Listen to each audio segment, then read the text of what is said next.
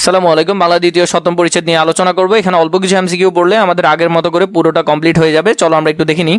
বাক প্রত্যঙ্গের ঠিক যে জায়গায় বাতাস বাধা পেয়ে ব্যঞ্জনধ্বনি সৃষ্টি হয় সেই জায়গাটিকে কি বলে? সেই জায়গাটাকে বলা হয় উচ্চারণ স্থান। কি বলে? উচ্চারণ স্থান।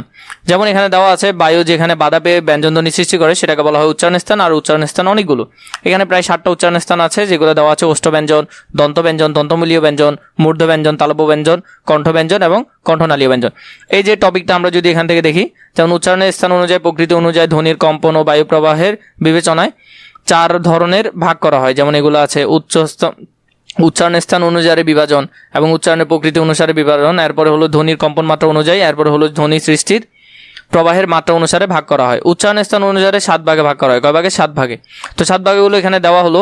তোমরা যদি আমাদের প্লে লিস্টের ভিডিওগুলো দেখো তাহলে সেখান থেকে তোমরা খুবই বিস্তারিত ধারণা পাবে। এখন আর বিস্তারিত বলার মতো সুযোগ নাই, একটু করে বলে রাখি। মুখ্য বাক প্রত্যঙ্গ। মুখ্য বাক প্রত্যঙ্গ কি? যে শব্দ উচ্চারণ করার সময় তোমার মুখের যে অংশটা সবচেয়ে বেশি সক্রিয়ভাবে কাজ করে সেটাকে বলা হয় মুখ্য। যে অংশটা সাহায্যকারী হিসেবে কাজ করে সেটাকে বলা হয় গৌণ বাক প্রত্যঙ্গ। তো এখান থেকে সেম এগুলো দেখে নিবে। এগুলো আমি কিন্তু অনেক বিস্তারিতভাবে বলেছি, এখন আর ওইভাবে বলতে পারছি না।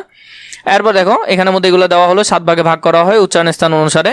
এরপর 2 নম্বর যদি দেখো, দন্ত ব্যঞ্জন ধ্বনির মুখ্য বাক প্রত্যঙ্গ কোনটি? দন্ত ব্যঞ্জন ধ্বনির মুখ্য বাক প্রত্যঙ্গ আমরা যদি দেখি, দন্তটার হলো মুখ্য হলো যে জীবের ডগা। দন্ত ব্যঞ্জনের কি হলো? দন্ত ব্যঞ্জনের হলো জীবের ডগা। তাহলে উত্তর হবে কি? খ নম্বরটা, জীবের ডগা। তাহলে এখানের মধ্যে সেটা দেওয়া আছে, এগুলো একটু দেখে নিবে। এখানের মধ্যে এই যে বিষয়গুলো আছে এগুলো তোমরা একটু মনে রাখবে। সাথে দন্তমূলীয়র মধ্যে আমরা যদি দেখি, উপরের পাটির দাঁত সাহায্যকারী হিসেবে কাজ করে। 3 নাম্বার, কোন ব্যঞ্জনধ্বনি উচ্চারণের সময় জীবের ডগা উপরের পাটির দাঁতের গোড়ার সঙ্গে লেগে বায়ুপথে বাধা সৃষ্টি করে? এটা হবে দন্তমূলীয় ব্যঞ্জনের ক্ষেত্রে। দন্তমূলীয় ব্যঞ্জনের ক্ষেত্রে যেসব ব্যঞ্জনধ্বনি উচ্চারণের সময় জীবের ডগা উপরের পাটি দাঁতের সঙ্গে বায়ুপথে বাধা সৃষ্টি করে সেগুলোকে কি বলা হয়? দন্তমূলীয় ব্যঞ্জন বলা হয়। আমরা যদি এই টপিকটা দেখি পরবর্তীতে, ওষ্ঠব্যঞ্জন।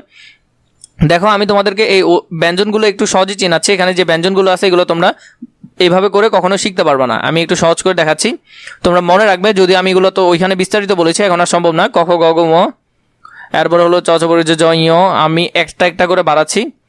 মূর্ধন্য, দন্তিয়ান্ন, ম, এগুলা তোমরা মনে রাখবে। প্রথমে কণ্ঠ, তালু, মূর্ধ, দন্ত, ওষ্ঠ, 5টা। কণ্ঠ, তালু, মূর্ধ, দন্ত, ওষ্ঠ, প্রথম 5টা, এরপরে 5টা, এরপরে 5টা, এরপরে 5টা, এভাবে 25টা। তো এখন যদি তোমাদেরকে বলি কণ্ঠব্যঞ্জন কোনগুলো, তাহলে প্রথম পাঁচটা কি কি? ক খ গ ঘ ম। তাহলে তোমাদেরকে যদি বলা হয় এখন কণ্ঠব্যঞ্জন কোনগুলো, এই দেখো কণ্ঠব্যঞ্জন কি কি, ক খ গ ঘ ম, এই 5টা।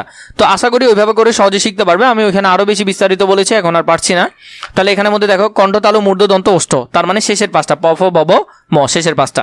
তো এইভাবে করে সহজে এগুলো মনে রাখতে পারবে। এরপর দন্তব্যঞ্জন, যেগুলোর সময় জীবের ডগা উপরের দাঁতের পাটের সঙ্গে লেগে বায়ুপথে বাধা সৃষ্টি করে, যদি এগুলো কম আছে তাও দন্ত, কণ্ঠ, তালু, মূর্ধ, দন্ত। দন্ত মানে শেষ 5টার আগের 5টা, তথ, দদ, মূর্ধন্য। তাহলে এখানের মধ্যে সেম বিষয়টার ব্যাখ্যা দেওয়া হলো। এরপর দেখো তালব্য ব্যঞ্জন ধ্বনির উদাহরণ আছে কোন শব্দে? এখানের মধ্যে কোন শব্দের মধ্যে তালব্য ব্যঞ্জনের উদাহরণ আছে? এটা হলো শশার মধ্যে, শশা তালব্য ব্যঞ্জনের উদাহরণ আছে। আমরা যদি তালব্য ব্যঞ্জনগুলো দেখি, তালব্য ব্যঞ্জনগুলো কি কি? চ ছ বর্গের জ ঝ আর শেষে এক্সট্রা করে তালব্য স। তাহলে এখানের মধ্যে হলো শশা, তালব্য স আছে। তাহলে শশা শব্দের মধ্যে তালব্য স আছে, যেটা কি? তালব্য ব্যঞ্জনের উদাহরণ। তো এখান থেকে একটু ভালো করে দেখবে, এগুলো তোমরা এখান থেকে পারবে। পার্শ্বিক ব্যঞ্জন একটা, সেটা হলো ল। পার্শ্বিক ব্যঞ্জন একটা ল, আমরা এখান থেকে একটু টেনে ফেলি। এগুলো তোমাদেরকে দেখালাম কিভাবে পড়বে, তাও বিস্তারিত বলতে পারছি না। এরপর হলো স্পৃষ্ট ব্যঞ্জনকে 5 ভাগে ভাগ করা হয়। কি কি? কণ্ঠ, তালু, মূর্ধ, দন্ত, ওষ্ঠ। শেষ 5টা বাদে এখন কমাই ফেলছে 4টা করে। কোনটা করে? 4টা করে। নাসিক্য মানে পুরোপুরি শব্দ তোমার মুখ দিয়ে বের না হয়, কিছুটা নাক দিয়ে বের হবে, এরকম বর্ণ আছে 3টা। কি কি? ম, দন্তিয়ান্ন, ও। উষ্ণ ব্যঞ্জন হলো দন্ত্যস্ব, তালব্যস্ব হয়, এগুলোকে বলা হয় উষ্ণ ব্যঞ্জন। কি বলে? উষ্ণ ব্যঞ্জন। তার মধ্যে দন্ত্যস্ব হলো দন্তমূলীয়, তালব্যস্ব হলো তালব্য, আর কণ্ঠনালীয় হলো হ। তাহলে এগুলো একটু ভালো করে দেখবে। আবার দন্ত্যস্ব, তালব্যস্বকে শীষ ধ্বনিও বলা হয়। কি বলা হয়? শীষ ধ্বনিও বলা হয়। পার্শ্বিক ব্যঞ্জন একটাই, ল। আমরা এখন এমসিকিউ দেখালাম, পার্শ্বিক ব্যঞ্জন একটা। কম্পিত ব্যঞ্জন র। কম্পিত ব্যঞ্জন কি? র। তাড়িত ব্যঞ্জন দুইটাই আছে, তাড়িত ব্যঞ্জন ঢ শূন্য ড, এই দুইটাই হলো তাড়িত ব্যঞ্জন। তাহলে এখান থেকে আমরা এগুলো দেখলাম। ল হলো পার্শ্বিক ব্যঞ্জন, কোনটিকে তাড়িত ব্যঞ্জন বলে? ঢ শূন্য ডকে তাড়িত ব্যঞ্জন বলে। এছাড়া র হলো কম্পিত, তালব্য হলো উষ্ণ, মূর্ধন্য হলো মূর্ধন্য ব্যঞ্জন। এরপর হলো কোন ব্যঞ্জনগুলো ঘোষ ব্যঞ্জন। দেখো ঘোষ আর অঘোষ আমি তোমাদেরকে খুবই সুন্দর করে সহজ করে শিখিয়েছিলাম এর পূর্বের যে আমি তোমাদেরকে প্লে লিস্টে ভিডিও দিয়েছি সেটাতে। এখানের মধ্যে খেয়াল করে একটু, এই যে এই চারটা যদি তোমরা একটু ভালো করে খেয়াল করো, দেখো উচ্চারণ রীতি অনুসারে ভাগ করা হলো উচ্চারণ স্থান, যেমন কণ্ঠ, তালু, মূর্ধ, দন্ত, ওষ্ঠ সিরিয়ালে প্রথম পাঁচটা, এরপরের পাঁচটা, এরপরের পাঁচটা, এরপরের পাঁচটা, এরপরের পাঁচটা, এভাবে। দেখো তার মধ্যে প্রথম দুইটাকে আমরা বলবো অঘোষ, প্রথম দুইটাকে কি বলবো? অঘোষ বলবো। পরের তিনটাকে বলবো ঘোষ, পরের তিনটাকে কি বলবো? ঘোষ বলবো। এবং অঘোষের প্রথমটা অল্প প্রাণ, যেমন ক, ক অল্প প্রাণ। ক্ষয়ের সময় বাতাস বেশি বের হচ্ছে, তাহলে খ মহাপ্রাণ। ঘ অল্প প্রাণ, ঘ এর সময় বাতাস বেশি বের হচ্ছে, তাহলে ঘ হলো মহাপ্রাণ। উ হলো নাসিক্য ব্যঞ্জন। চয়ের সময় বাতাস কম বের হচ্ছে, তাহলে অল্প প্রাণ। ছয়ের সময় বাতাস বেশি বের হচ্ছে, তাহলে মহাপ্রাণ। বর্গীয় জ অল্প প্রাণ, ঝ মহাপ্রাণ। এভাবে করে চারটা একটু ভালো করে খেয়াল করো। 5টা করে সিরিয়াল করবে ম পর্যন্ত, বাকিগুলো বাদ দাও আপাতত। 5টা পর্যন্ত সিরিয়াল করবে ম পর্যন্ত। প্রথম দুইটা অঘোষ, পরের তিনটা ঘোষ।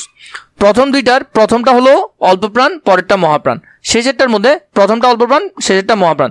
মানে 1 নম্বর কলাম আর 3 নম্বর কলাম হলো অল্প প্রাণ, 2 নম্বর আর 4 নম্বর হলো মহাপ্রাণ। এই দুইটা একটু মনে রাখবে। আমি তোমাদেরকে ওইভাবে বিস্তারিত দেখাতে পারছি না, কারণ আগের মতো সময় নাই, এখন তাড়াতাড়ি করে পড়াতে হবে। যেমন অঘোষগুলো তোমাদেরকে দেখালাম। ঘোষ ব্যঞ্জন কোনগুলা? ঘোষ হলো শেষের তিনটা। শেষের তিনটা হলো কি কি? আমরা যদি এখানের মধ্যে একটু উপরে দেখি, শেষের তিনটা কি কি? এই দেখো শেষের এখানে ম পর্যন্ত, তাহলে এই সিরিয়ালে যেগুলো আছে এই সবগুলা হলো, এগুলো হলো ঘোষ। আর প্রথম দুইটা হলো যে কি? প্রথম দুইটা হলো যে অঘোষ। তো অঘোষের প্রথমটা হলো অল্প প্রাণ, যেমন ক অল্প প্রাণ, খ মহাপ্রাণ। তো আশা করি চারটা কিছুটা বুঝেছো। যদি না বুঝো তাহলে আমাদের প্লে লিস্টের ভিডিওগুলো দেখবে, আশা করি সেখান থেকে ভালো বুঝে যাবে। অল্প প্রাণ, মহাপ্রাণগুলো এগুলো তোমরা ওইখান থেকে ভালো করে দেখে নিতে পারবে। এরপরে দেখো, তাহলে এখানের মধ্যে ঘোষ বললো আমাদেরকে। ঘোষ কোনগুলা হয়? শেষের তিনটা হলো ঘোষ। শেষের তিনটা কোনগুলা? যেমন ট ঠ, তাহলে এটা কখনো হবে না, কারণ এগুলো প্রথম দুইটা। চ ছ, তাহলে চ ছ হবে না, এগুলো হলো প্রথমগুলো। আর আমরা জানি প ফ ভ ভ, তাহলে প ফ হলো প্রথম দুইটা, আর শেষের তিনটার মধ্যে কি পড়ে? প্রথমটা পড়ে, তাহলে উত্তর হবে ক নাম্বারটা। তো আশা করি বুঝেছো কিভাবে উত্তর দিবে। তারপর ঘ, ফুসফুস থেকে নির্গত বায়ু প্রবাহ কম থাকলে সেটাকে কি বলে? সেটাকে বলে অল্প প্রাণ। বাতাস কম বের হলে অল্প প্রাণ, যেমন ক বাতাস কম বের হচ্ছে, খ এর সময় আবার বেশি বের হচ্ছে। গ অল্প বের হচ্ছে, ঘ এর সময় আবার বেশি বের হচ্ছে। তাহলে অল্প প্রাণ মহাপ্রাণটাও তোমরা এভাবে শিখতে পারবে। এরপরে এখানের মধ্যে কি বলছে? কম্পিত ব্যঞ্জনের উপস্থিতি আছে কোন ব্যঞ্জনের মধ্যে? কম্পিত, যেমন চানাচুর, র আছে, র একটা কম্পিত ব্যঞ্জন, র একটা কি? কম্পিত ব্যঞ্জন। এখানে তাই দেওয়া হলো। 10 নম্বর, উচ্চারণ স্থান অনুযায়ী তালব্যস্য কোন ধ্বনি? তালব্যস্য হলো তালব্য ধ্বনি। কোন ধ্বনি? তালব্য ধ্বনি। এটা খুবই গুরুত্বপূর্ণ, ভালো করে দেখবে। তালব্য ধ্বনি কোনগুলো? কণ্ঠ, তালু, মূর্ধ, দন্ত, ওষ্ঠ। আমরা যদি এখানের মধ্যে খেয়াল করছিলাম যে নিচ থেকে আমরা পড়ছি কণ্ঠ, তালু, তাহলে তালব্য বর্ণ হলো এগুলো 2 নম্বরের মধ্যে 5টা। চ ছ বর্গের জ ই, সাথে তালব্যস্য আছে, এটা আমরা এক্সট্রা করে শিখে রাখবো।